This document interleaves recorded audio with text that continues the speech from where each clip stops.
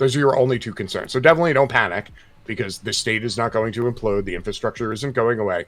You're merely talking about it's difficult to shop.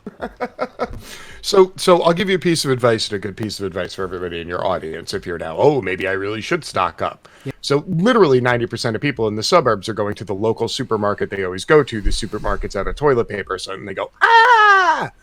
You know, the other day I was sitting at the grocery store, literally in a line at 7 a.m, waiting for the door to open. Sure. And right across the parking lot in the same strip mall is a freestanding 24-hour CVS store with big windows and bright lights. And right in the front, like when you walk through the door, they had pallets of toilet paper. They hadn't even bothered putting them on the shelf yet. And I'm looking, people are like, oh, I hope they have toilet paper at the grocery store. And I'm pointing at it. I'm like, there's toilet paper like fucking 90 feet away.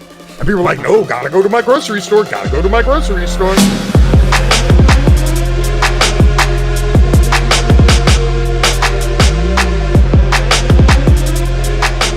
Yeah, I actually had I had Bo on the show the other day. Oh, cool. I've known him for like 8 years. He's dope. And even he was telling me, I was explaining to him what the situation is at the stores here. And, Bo's Florida man. He lives in very low population density out in what we would refer to as the sticks or the boonies. He's like all the way out there. And he was like, yeah, everything was chill and everything was cool. And then all of a sudden, some dude named Bob, like 2 little towns over, was one of the diagnosed patients. And he's like, even hardcore Florida man, like, everybody lost their shit and fucking went out and hit the Walmart and, bought $800 worth of bottled water. And these are like, the Florida man, rugged individuals, preppers. And the second it hit close to their house, like decades of ideology went right out the window. And they ran to Walmart to go hoard. So it's not just, I had made the initial correlation that if you're seeing stuff like, oh, there's no toilet paper in the stores, that's suburban America panicking. I was like, when you don't see beer or ammunition in the stores, that's sort of the flag. That's how you know that people who understand what it takes to hunker down are officially hunkering down. So I considered that to be the better bellwether than whatever Anthony Fauci's saying or whatever Trump is tweeting as far as, societal mood and frame of thought.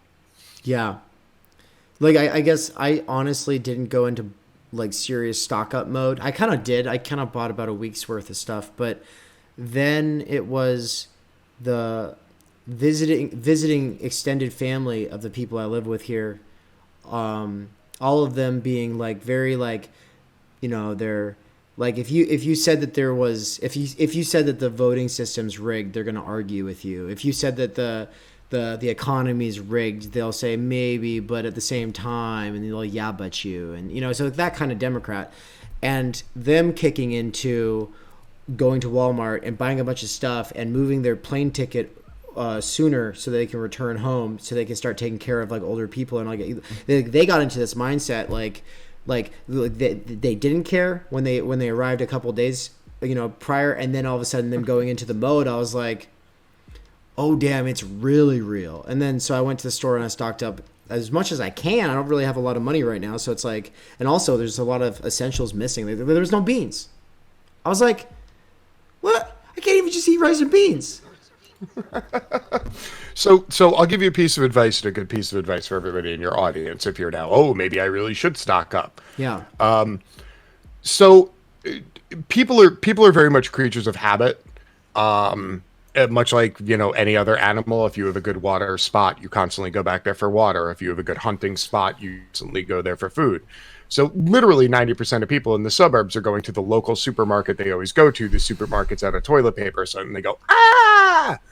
The other day I was sitting at the grocery store, literally in a line at 7 a.m, waiting for the door to open. Sure.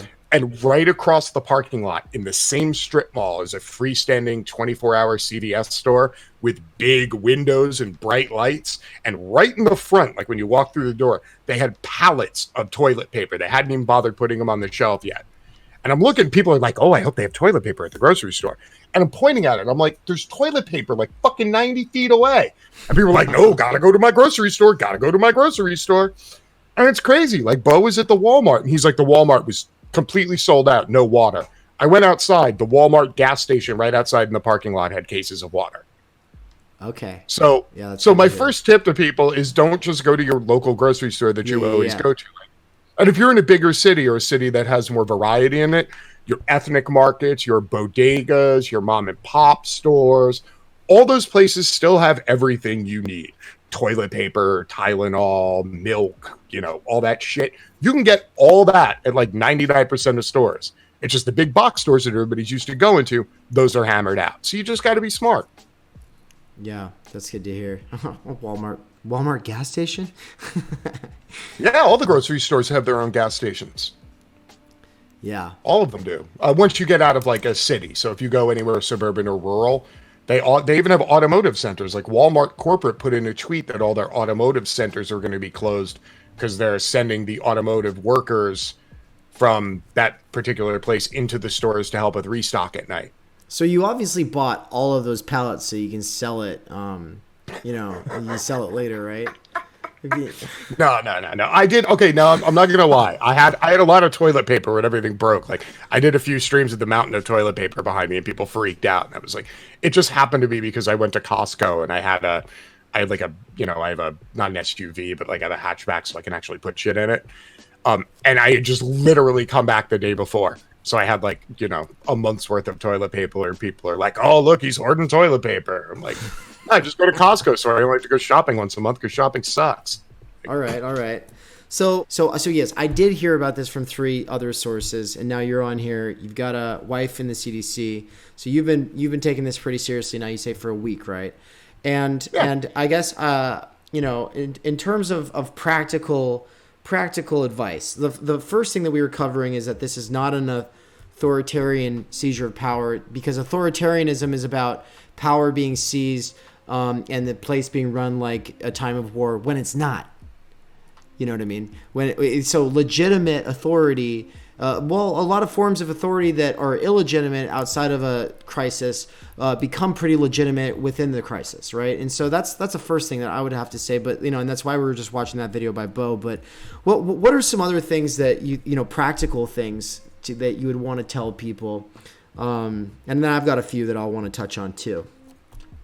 So practically speaking, and I'm not a prepper per se. I'm not, I'm not militia. I'm not one of the, like, I hang out with dudes like Bo, but I am most assuredly no Bo. So I tend to think in practical matters, which is you plan for your worst case scenario. And let's say right now in your head, worst case scenario is a 60-day stay at home order. Let's just say that's the worst case scenario. Don't plan for the best case scenario. Go, oh, it's going to be over in a week. I'm fine. And then it's not over in a week and you've shit the bed. You want to plan smart. Like when I went out and I bought stuff, my first thought was, I stocked up on perishables first, figuring I could burn through them first. And then your box and your canned food, you save and hold off on eating that. So I did like a lot of milk and egg stuff, let's say. So like the first few days, my wife and I have now been in self-isolation. This is day 5. So, burn through your perishables first. I don't think you need to worry about the really, really crazy stuff that you would see like in a hurricane or an earthquake, because infrastructure isn't going offline. So there are still roads, there's still water, there's still gas, there's still power. You don't have to worry about any of that stuff because none of that's going to go offline as it would if you had an earthquake or a hurricane or a tornado or something like that and shit gets wiped out. So all you're really dealing with is other people in market forces. Those are your only 2 concerns. So definitely don't panic, because the state is not going to implode. The infrastructure isn't going away. You're merely talking about it's difficult to shop. And I know Amazon just canceled all their grocery delivery. Yeah, or pay rent. Now, the rent thing's a whole nother thing we could talk about, but just the practical matter of how do I make sure that me and my family are good, that I don't have to worry about, people starving or not having basic medicine or stuff like that. So you want to shop in smaller places, not your big box stores. You want to look for non-perishable first. And you don't want to overstock. Like, you don't want to be the lunatic who buys 400 gallons of water. You don't need 400 gallons of water. Like, be smart. Like, people are like, I don't have a lot of resources. I can't go to the grocery store and spend $300. And that's very rational. A lot of people can. So you be smart. You pick the stuff that extends, like to your point, like beans and rice. Anything that's grain based. because it has a long shelf life. You can save it as a dry good. You can then prepare it, and it saves longer. Like basic stuff. If you're going to buy perishable stuff, try to get prepackaged perishable so it lasts longer. Easy stuff. Like, don't go to the store and buy an ear of corn because it's going to be dead in a day and a half. Like, yeah. And so think rationally when you buy. Think staples, like prime staples, as opposed to ancillary stuff. Like a 5-pound sack of barley is going to get you a lot further than a bag of Doritos and a Hershey chocolate bar. Right. Yeah. Yeah. Yeah. And make sure you get some spices, Make sure you get some spices for all that, the salt, the beans and rice, You're going to be really wishing you had some cumin. I promise you that. Jesus, you're going to want some fucking cumin. Yeah. Yeah.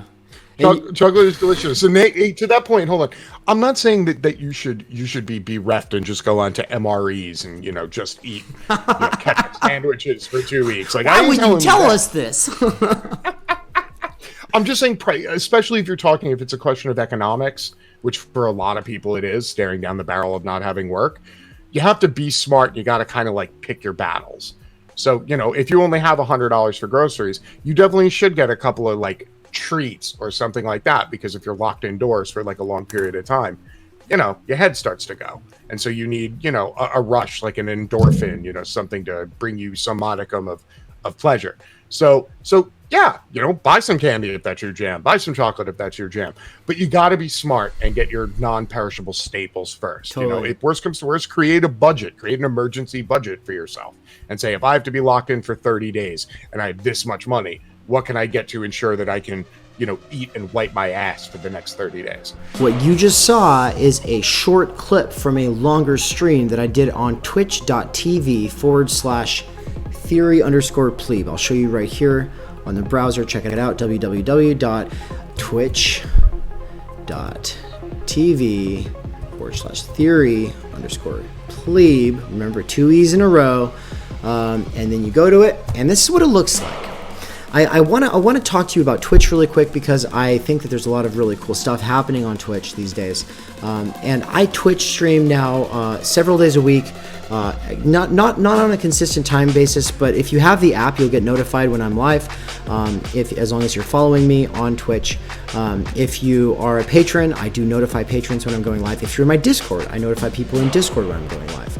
And so I try to keep everybody in the loop when I'm doing this. And the most important thing that I just want you to know is that you don't have to be there for the whole thing. Nobody comes for the whole thing. People come for part of it. People come for 5 minutes, for 10 minutes, for 20 minutes, just to hang out for a little bit, as though it's like an open living room, an open kitchen. You get to come, you get to just be, it's like office hours. So come on by the office, hang out for a little bit, ask some questions. Usually there's an agenda, a sort of topic, some ideas, a book or whatever that I might be unpacking. But I try to make everything as easily accessible as possible, and a lot of the content is community driven, so I really hope to see you there. And if you're not able to ever make it, no worries. Patrons get access to special content, and if you are obviously subscribed to my YouTube channel, then you'll be seeing some of it here as well. Obviously, nothing but the best, only the best highlights. Okay, hope you have a wonderful rest of your day, and hope to see you there. Like, follow, subscribe. Peace.